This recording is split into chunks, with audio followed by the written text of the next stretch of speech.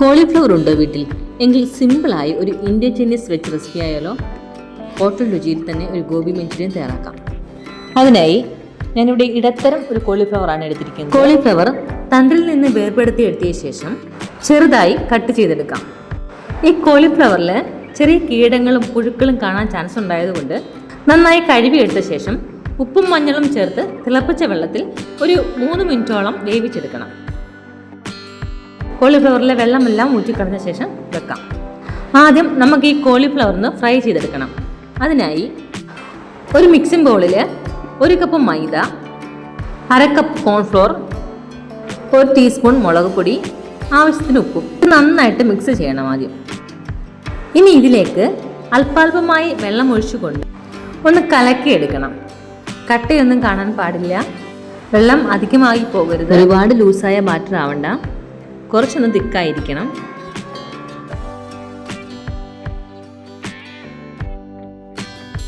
നമ്മുടെ cauliflower fry ചെയ്യാനുള്ള batter ready ആയിട്ടുണ്ട്.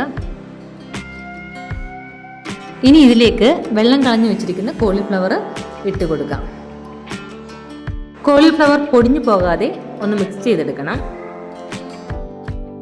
അതിനുശേഷം ഇതൊന്ന് ഫ്രൈ ചെയ്ത് എടുക്കുന്നതിനായി ഒരു പാൻ അടുപ്പിൽ വെച്ച് എണ്ണ ഒഴിച്ചു കൊടുക്കുന്നുണ്ട്.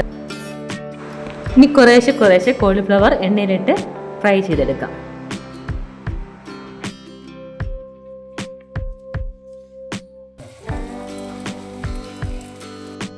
ഒരു ബ്രൗൺ നിറമാകുമ്പോഴേക്കും നമുക്ക് കോരി മാറ്റാവുന്നതാണ്. ഏതായാലും ഒരു 4 മിനിറ്റ് മതി കേട്ടോ അതിന്. ഇങ്ങനെ എല്ലാ കോളിഫ്ലവറും ഫ്രൈ ചെയ്തെടുത്ത് മാറ്റി വെക്കണം. അതിനുശേഷം നമ്മുടെ മെയിൻ കുക്കിങ്ങിന് മുന്നായിട്ട് കുറച്ച് സാധനങ്ങൾ മുൻപേ തയ്യാറാക്കി വെക്കേണ്ടതുണ്ട്. ആദ്യം തന്നെ ഒരു 7-8 വെളുത്തുള്ളിയും 1 പീസ് ഇഞ്ചിയും കൂടി ചെറുതായിട്ട് അരിഞ്ഞെടുത്തിട്ടുണ്ട്. പിന്നീട് എടുത്തിട്ടുള്ളത് പച്ചമുളകാണ്. ഇനി ഒരു ചെറിയ ക്യാപ്സിക്കമാണ്, അതും കുറച്ച് വലുപ്പത്തിൽ അരിഞ്ഞെടുത്തിട്ടുണ്ട്. പിന്നെ എടുത്തിട്ടുള്ളത് സവാളയും ഇതുപോലെ വീതിക്ക് അരിഞ്ഞെടുത്തിട്ടുണ്ട്. ഇനി നമുക്ക് വേണ്ടത് 1 സ്പൂൺ കോൺഫ്ലോർ ആണ്. അതൊരു 3 സ്പൂൺ വെള്ളത്തിൽ കട്ടയില്ലാതെ കലക്കിയെടുക്കണം.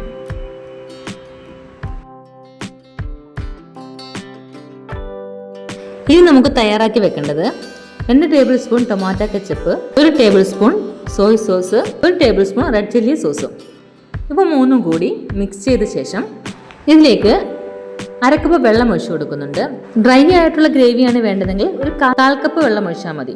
ഇപ്പം നമുക്ക് എത്ര ഗ്രേവിയാണോ വേണ്ടുന്നത് അതനുസരിച്ച് വെള്ളം ചേർത്ത് കൊടുക്കാം. എന്നിട്ട് ഒരു സ്പൂൺ ഉപയോഗിച്ച് നന്നായി മിക്സ് ചെയ്ത് കൊടുക്കണം. ഇത്രയും തയ്യാറാക്കി മാറ്റി വെച്ച ശേഷം ഒരു പാൻ അടുപ്പിൽ വെച്ച് എണ്ണ ഒഴിച്ചു കൊടുക്കുന്നുണ്ട്. വെളിച്ചെണ്ണയല്ല, ഏതെങ്കിലും ഫ്ലേവർലെസ് ആയിട്ടുള്ള എണ്ണ ഉപയോഗിക്കാം. തീ എപ്പോഴും ഹൈ ഫ്ലെയിമിലായിരിക്കണം. ഇതിലേക്ക് ആദ്യമായി ഞാൻ അരിഞ്ഞു വെച്ചിരിക്കുന്ന പച്ചമുളകാണ് ചേർത്ത് കൊടുക്കുന്നത്. കൂടെ തന്നെ ഇഞ്ചിയും വെളുത്തുള്ളിയും കൂടെ ചേർത്ത് കൊടുത്തിട്ടുണ്ട്. അതൊന്ന് വഴറ്റിയ ശേഷം അതിലേക്ക് സവാളയാണ് ചേർത്ത് കൊടുക്കുന്നത്.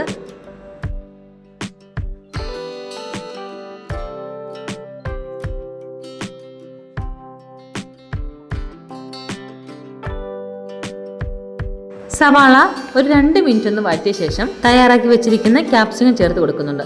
ക്യാപ്സിക്കം അധികം വേവേണ്ടതില്ല.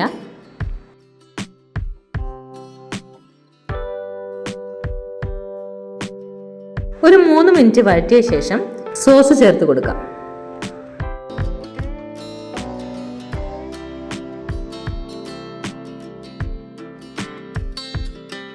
കാൽ ടീസ്പൂൺ കുരുമുളകും ആവശ്യത്തിന് ഉപ്പും കൂടി ചേർത്ത് കൊടുക്കുന്നുണ്ട്.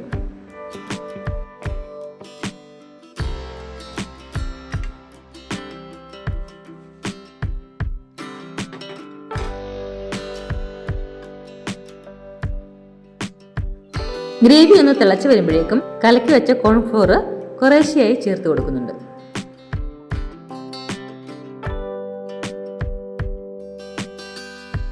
ഇനി ഒന്ന് ഇളക്കി കൊടുക്കാം. കോൺഫ്ലോർ ചേർത്തതിന് ശേഷം ഗ്രേവി നല്ല തിക്കായി വരും.